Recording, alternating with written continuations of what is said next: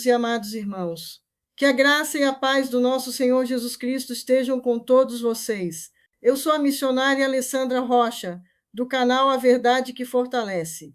Este canal foi criado com o propósito de estudarmos a Bíblia Sagrada verso a verso, sempre analisando o texto em seu contexto, para que possamos compreender melhor a vontade de Deus para nossas vidas, edificar o nosso conhecimento e fortalecer a nossa fé.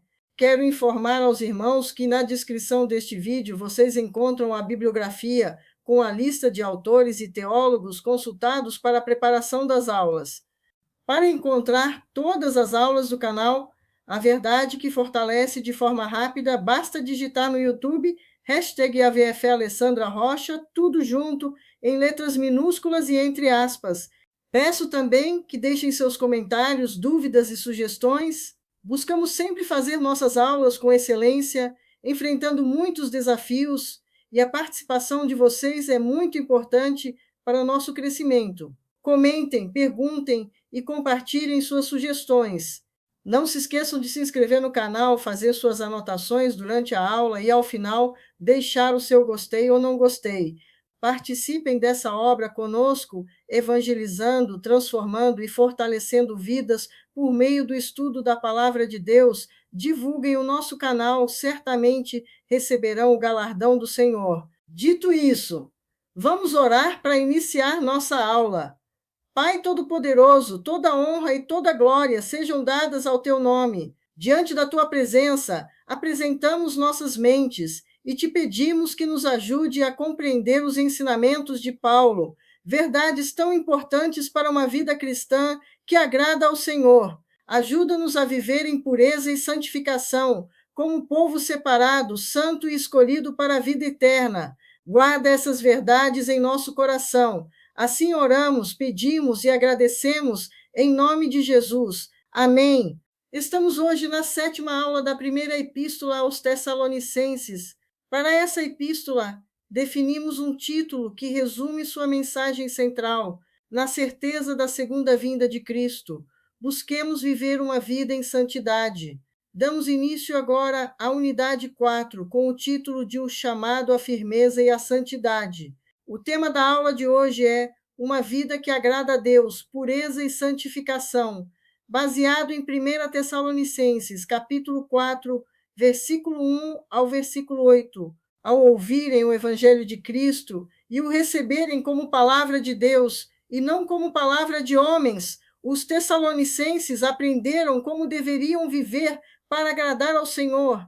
O Evangelho revela a justiça de Deus, ou seja, tudo aquilo que ele considera necessário que saibamos para vivermos de maneira que lhe agrade e que nos conduza à vida eterna. Os tessalonicenses foram ensinados a respeito do Senhor Jesus, mas precisavam continuar progredindo, crescendo cada vez mais no conhecimento e na graça de Deus. Esse é também o caminho que nós devemos seguir. A vida cristã não se resume apenas a conhecer a vontade de Deus, mas principalmente a praticar essa vontade. O ensino do Evangelho deixa claro que a vontade de Deus é a nossa santificação. Santificar significa, literalmente, separar. Isso quer dizer que Deus, por meio do Evangelho, separa do mundo para a salvação aqueles que lhe obedecem. A pessoa que busca a santidade se disciplina para viver segundo a vontade de Deus em todas as áreas da vida. Nesse texto, porém, o apóstolo Paulo fala de forma direta sobre a santidade nas relações sexuais.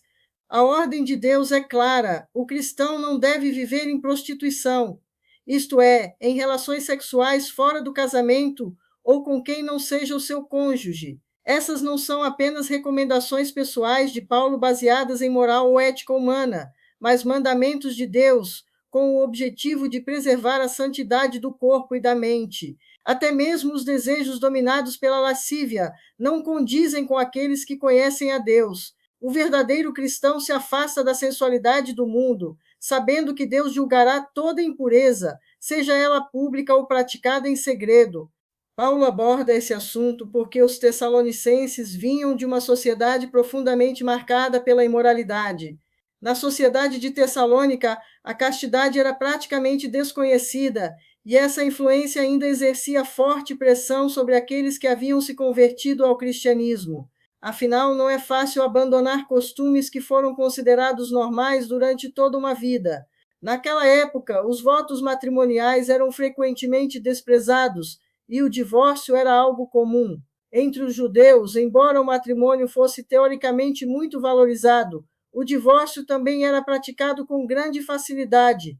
A lei de Deuteronômio permitia que o homem se divorciasse de sua esposa caso encontrasse nela alguma impureza ou motivo de vergonha.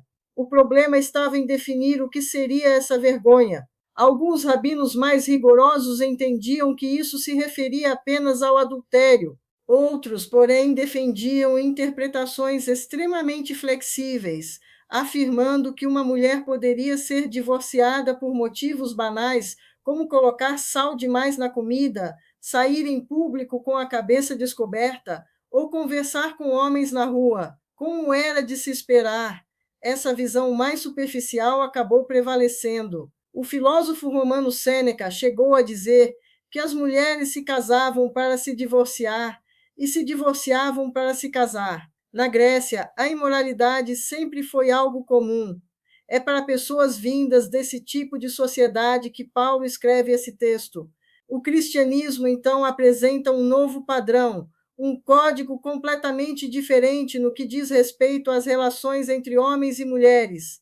O cristianismo se destaca como defensor da pureza e como guardião da família. Hoje, pode até parecer desnecessário reafirmar essas verdades, mas não é. A chamada nova moralidade nada mais é do que a antiga imoralidade com uma nova aparência. Ainda existe uma necessidade urgente, tanto em nossos dias quanto na época de Tessalônica, de apresentar de forma clara as exigências firmes da moralidade cristã, pois Deus não nos chamou para a impureza, mas para a santificação. Em resumo, esse trecho bíblico chama os crentes a viverem uma vida de pureza sexual e santidade, honrando a Deus em seus relacionamentos e no cuidado com o próprio corpo, indo além do mínimo exigido e buscando agradar ao Senhor em tudo. Diante disso, esses serão os assuntos que estudaremos na aula de hoje. Vamos ler os versículos do tema da nossa aula intitulada Uma vida que agrada a Deus, pureza e santificação. 1 Tessalonicenses, capítulo 4, versículo 1 ao versículo 8.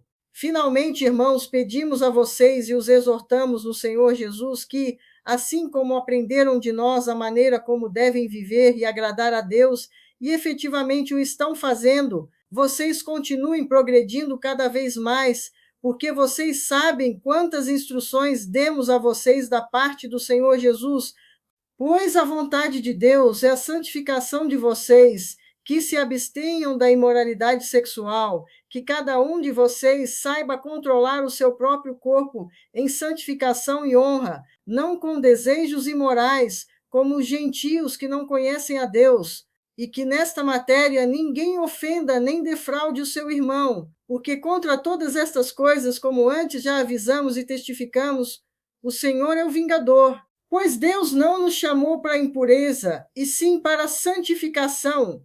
Portanto, quem rejeita estas coisas não rejeita uma pessoa, mas rejeita a Deus, que também dá o seu Espírito Santo a vocês. Baseado nos versículos que lemos, destacamos pontos importantes para fazermos algumas considerações mais aprofundadas.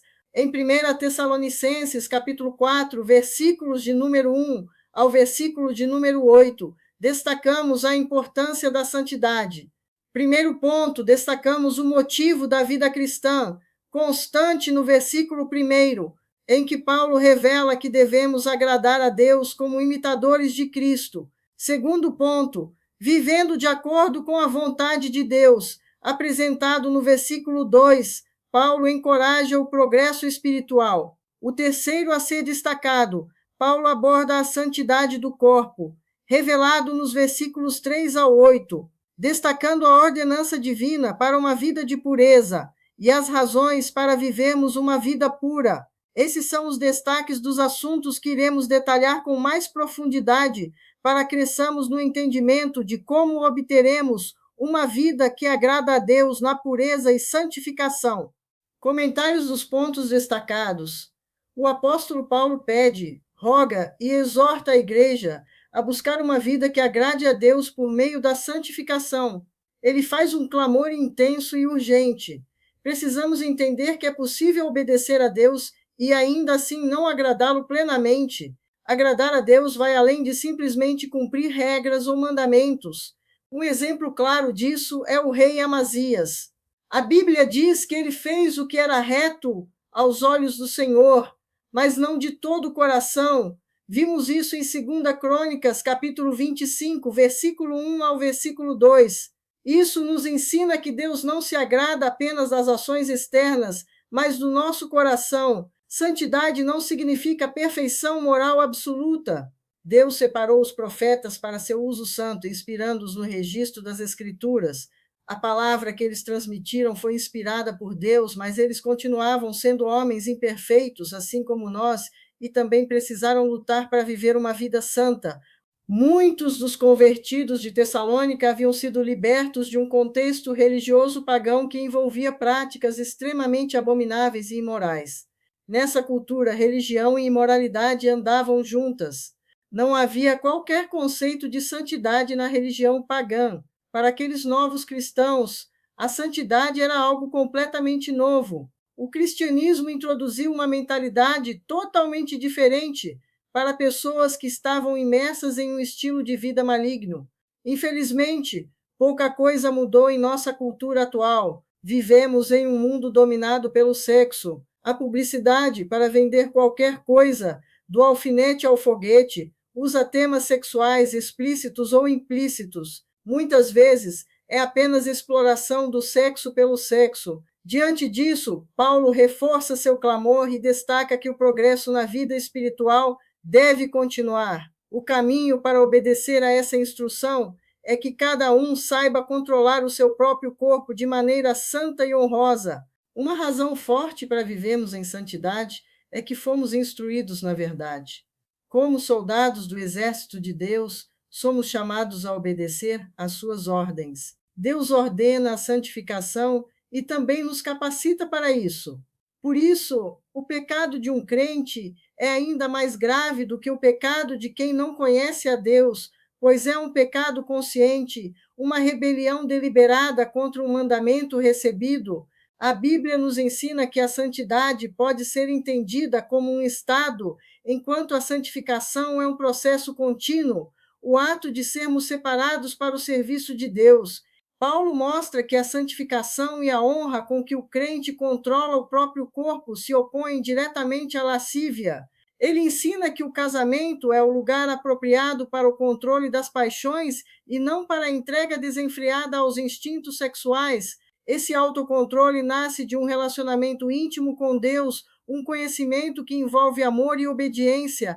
Isso é, na essência, a própria salvação. Afinal, o cristão é templo do Espírito Santo, conforme está escrito em 1 Coríntios, capítulo 6, versículo 19. Paulo enfrentou dificuldades ao tratar desse assunto porque a imoralidade não era vista como algo errado pela sociedade. Pelo contrário, era algo aceito e incentivado. A sociedade era permissiva e promíscua. Além disso, havia forte influência do pensamento gnóstico, que ensinava que o espírito era bom e a matéria era má. Se o corpo era mau, então não importava o que se fazia com ele. Assim, muitos defendiam que os desejos podiam ser satisfeitos sem limites. O gnosticismo também contribuía para a imoralidade, somado ao fato de que a prostituição estava ligada à religião. Havia templos com sacerdotisas conhecidas como prostitutas sagradas, como no templo de Afrodite em Corinto, na Grécia, onde o culto envolvia o deus Eros, associado ao sexo. Hoje, vivemos uma realidade semelhante. A indústria da pornografia é uma das mais lucrativas do mundo. O adultério é estimulado, a infidelidade é banalizada e valores morais são constantemente desprezados. Os fundamentos da sociedade cristã estão sendo abalados e estamos cada vez mais semelhantes a Sodoma e Gomorra. Por isso, o que Paulo ensina aqui é de extrema importância para nós. Trata-se de uma ordenança divina para uma vida de pureza. A vontade de Deus para a igreja é a santificação. afastar-se da impureza sexual e praticar o amor fraternal. Diante disso, surge a pergunta: como viver dentro da vontade de Deus e carregar as marcas do verdadeiro cristão? O próprio Paulo nos dá a resposta. O cristão é aquele que rejeita a impureza sexual antes e fora do casamento, assim como a impureza da mente, pensamentos ilícitos, desejos desordenados e pornografia. Essas instruções não têm o objetivo de tirar a alegria das pessoas, mas de preservá-la. Deus nos protege para que sejamos verdadeiramente felizes. O cristão é aquele que sabe controlar o próprio corpo. A Bíblia ensina que nosso corpo é um vaso, o santuário do Espírito Santo, criado por Deus, remido por Ele e habitado por Ele. Por isso, o corpo deve glorificar a Deus, sendo usado em santificação e honra. O corpo não foi feito para a imoralidade, mas para ser palco da santidade. Paulo orienta que se busque o casamento com namoro e noivado puros. O sexo dentro do casamento é bênção, mas fora dele se torna maldição. Paulo não condena o desejo natural, mas o desejo pecaminoso, quando ele se torna dominante, descontrolado e passa a governar a vida da pessoa. O desejo impuro escraviza. Há pessoas presas à pornografia, aos pensamentos e às práticas impuras, mesmo conhecendo os mandamentos de Deus e, ainda assim, rejeitando deliberadamente sua vontade.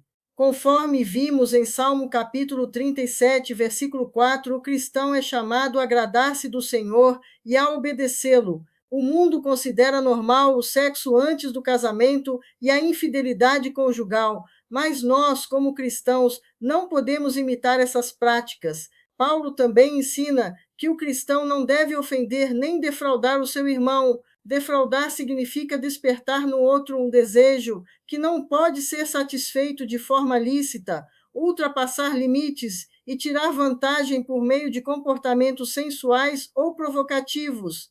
Vivemos em uma cultura de sedução que afronta a santidade do corpo e desobedece diretamente às exortações de Paulo. Ele afirma claramente que o Senhor é o vingador, aquele que executa a sentença. Muitos desses pecados são praticados em segredo, mas Deus vê tudo e fará justiça. Essa verdade precisa ser enfatizada em uma geração que tem brincado com Deus e se esquecido de que Ele é santo e justo. A Bíblia declara que Deus revela sua ira contra toda impiedade, conforme Romanos capítulo 1, verso 18. Quem permanece no pecado e não o confessa nem o abandona, não alcançará misericórdia, conforme está escrito em Provérbios capítulo 28, versículo 13. Os que praticam tais coisas não herdarão o reino de Deus. Essa afirmação encontramos em 1 Coríntios capítulo 6, versículos 9 a 10. E a ira de Deus vem sobre os filhos da desobediência, afirmação que Paulo fez em Efésios capítulo 5, versículos 5 ao 6. Deus não nos chamou para a impureza, mas para a santificação. Fomos eleitos para sermos santos e irrepreensíveis. Paulo afirma em Efésios capítulo 1, versículo 4. Fomos salvos do pecado e não no pecado. Somos cartas vivas de Cristo, sal da terra, luz do mundo e o bom perfume de Cristo. Quem vive na prática do pecado nunca viu a Deus, nem é nascido dele. Quem despreza a santificação do corpo, despreza o próprio Deus. Viver na impureza é resistir ao Espírito Santo, entristecê-lo e apagar sua ação em nós. Deus não apenas nos chama à santidade, mas também nos concede poder para vivermos uma vida santa. Rejeitar esse chamado é desprezar a graça que nos capacita a vencer o pecado. Reflitam sobre isso. Com isso, encerramos nossos comentários sobre os destaques iniciais do capítulo 4 da Epístola de 1 Tessalonicenses. Agora vamos às nossas considerações finais. Mais uma vez somos lembrados de que nosso corpo é habitado pelo Espírito Santo, que nos concede poder. Cada cristão é um templo do Espírito Santo e, portanto, separado como santo para Deus. Nós que cremos devemos viver à luz dessa verdade. O Senhor concede ao cristão o seu espírito para que possa ser capacitado a realizar a vontade dele. Viver em santificação em meio a um mundo pecaminoso não é possível para o ser humano não regenerado e não capacitado pelo Espírito Santo, o qual é recebido no batismo para a remissão de pecados e concede o dom da salvação. O cristão torna-se capaz de superar as barreiras contra a santificação se permitir que a palavra de Deus seja frutífera em seu ser, por meio da perseverança, com obediência à palavra revelada pelo Espírito Santo nas Escrituras, oração e dedicação ao Senhor. Assim, queridos, encerramos nossas considerações finais e terminamos nossa aula com uma oração. Glorioso Deus, majestoso Pai, diante das tuas faces, nós nos colocamos diante da tua presença, reconhecendo que tu és um Deus santo, justo e fiel. Toda honra, toda glória e todo louvor sejam dados ao teu nome. Nós te agradecemos pela tua palavra, que nos ensina, nos confronta e nos chama a uma vida que te agrada. Obrigado, porque o Senhor não nos chamou para a impureza, mas para a santificação. Reconhecemos que, sem a tua graça e sem o agir do teu Espírito Santo, não conseguimos viver essa verdade. Perdoa-nos, Senhor, por todas as vezes em que permitimos que nossos pensamentos, desejos e atitudes se afastassem do teu padrão. Lava-nos, purifica-nos e renova o nosso coração. Ajuda-nos a guardar nossos olhos, nossa mente e o nosso corpo, que são templo do Espírito Santo. Concede-nos domínio próprio, sabedoria e força para resistirmos às tentações deste mundo. Ensina-nos a usar o nosso corpo em santificação e honra, glorificando o teu nome em tudo o que fizermos. Que nossos relacionamentos sejam guiados pelo amor, pelo respeito e pela pureza. Espírito Santo, guia-nos diariamente. Capacita-nos a rejeitar a impureza, a vencer os desejos que não te agradam e a viver uma vida separada para ti. Que a nossa alegria esteja em agradar ao Senhor e em obedecer à tua vontade. Guarda a tua igreja, fortalece as famílias, restaura vidas e liberta aqueles que estão presos ao pecado, à culpa e à condenação. Que sejamos luz em meio às trevas, sal da terra e testemunhas vivas da tua graça. Nós entregamos nossa vida, nosso corpo e nosso coração ao Senhor, confiando que aquele que nos chama à santidade também nos capacita a vivê-la. Oramos e agradecemos em nome de Jesus. Com essa oração, nós nos despedimos dos irmãos. Agradecemos a audiência de todos vocês e a Deus, mais uma vez, pela liberdade e oportunidade de estudarmos a palavra dele, que é a verdade que nos fortalece. Abraços a todos, até a próxima aula, se assim Deus nos permitir. Até lá!